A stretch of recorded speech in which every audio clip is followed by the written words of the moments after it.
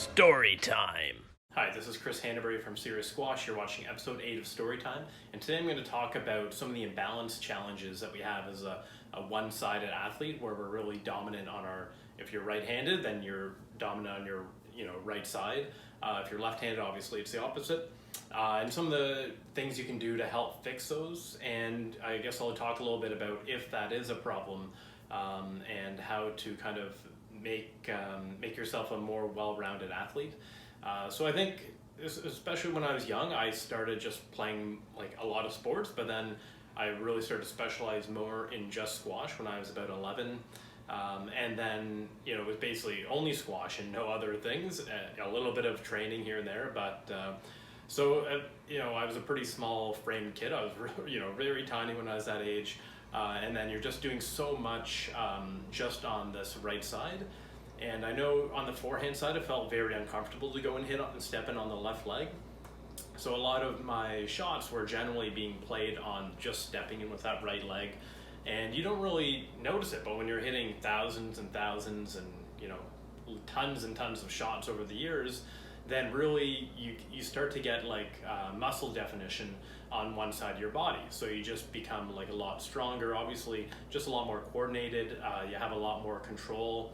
Like if you go and try to play squash ever with your left hand, you switch hands, it's going to feel like very awkward. And even though you know how to swing, you still have a lack of motor control, a lack of power, a lack of strength. So there's a lot of things that come up, and obviously you can't ever be as play at a super high level and be totally symmetrical unless you do a ton of stuff off court. But to get really good at squash, you need to really specialize to a lot of squash. So there's always that balance about how do you actually, if that's what you're going to do, you're obviously going to use if you're right-handed, I'm just saying for me, so if I'm going to use my right arm, my right leg the most, then those need to be stronger than the left side, right? But the problem you can get into is if you really overdo it and you don't take care of like the other side of the body, then you actually get a lot of imbalances over the years. And so I started when I was 7, I'm 39 now, so all those years later, then really started probably 6-7 years ago, I started to work a lot more in the gym about trying to work on my balance and my strength from side to side, because I was getting a lot of injuries that basically went crosswise. So left leg, I would have a better balance.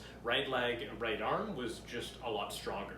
So if you ever try to do like a one leg deadlift, if you ever try to do like maybe a squat a lunge or a split squat, so you might notice that like you're more stable on your less powerful, less dominant side. But then if I want to do more explosive movement, if I want to go in like I'm under pressure in squash, what am I going to do? I'm going to go with my stronger leg. So how do you try to work on those things so you're a little bit more either you're not going to get injured or you're just a better well-rounded athlete, because you obviously do need to use that left side now in squash a lot more than you ever used to. So I think a lot of things I've tried were working on one-sided exercises, like I already mentioned, the one leg deadlift, doing something called split squats. So trying to really isolate, working on one side of the body at a time. And if you're already going to use your dominant side so much because you're playing X number of hours of squash and you're already doing a lot of lunges and you're playing, then you might be in your training doing more on the left side of your body. So you might actually try to, maybe I'm in the gym and I'm lunges are one of my exercises, but I might do 2 or 3 times the amount of lunges on the left side than the right, just because the left side is not getting as much when I'm on court doing that kind of training. So I think that's how you can specialize your training so you do build up the strength and use that non-dominant side. If you're doing some ghosting, that's a great way to actually use your non-dominant side, your non-dominant leg as well, because obviously there's no ball, so you don't need to necessarily hit as accurate a shot or feel as stable or be able to really feel as comfortable. So I think that's a good way to just improve your ability to play off either leg. But I do know if you play for decades of squash, you don't do this, you're just going to have a lot of lopsidedness. I know that's probably the wrong term, but you're just going to be a very lopsided athlete. So you're going to, just have a lot more muscle development.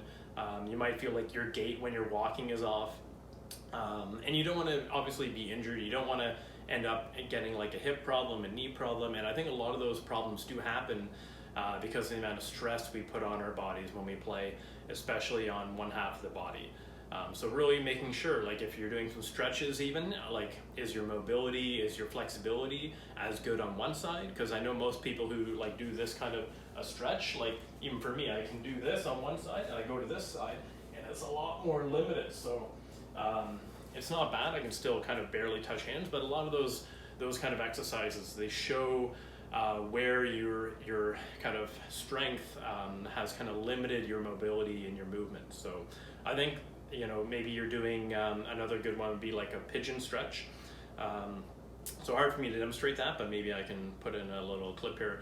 So basically a pigeon stretch, you'll probably feel, again, your one hip is going to be, usually your dominant hip is going to be a lot tighter. So you might have to work on that side a lot more than the other side.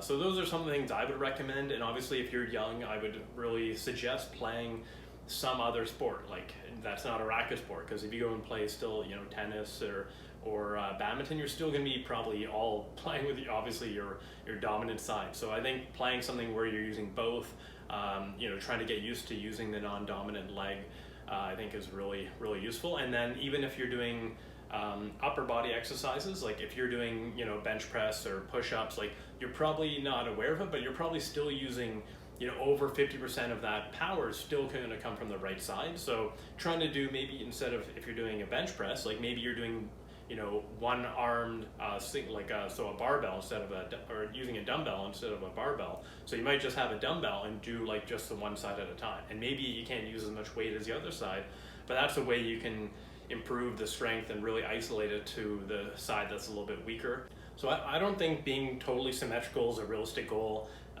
If you grow up playing a sport like tennis, squash, badminton, maybe even baseball, golf, fencing, like all those sports, and unless you're a baseball switch hitter, like all those sports, you're going to be doing something one way, right? So you're just going to be really developing all your body in one movement chain or one plane. So I think that's where it gets a little bit tricky, and I think you doing another sport where you use other planes of movement would be really helpful. So that's something I would recommend. And then I think for me also, it's just kind of doing you know, physio, having a physio appointment kind of set up regularly.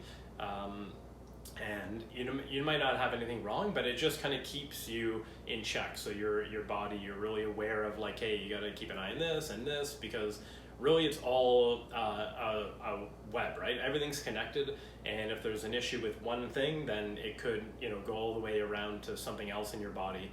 And I know for me, like my right arch is like very flat.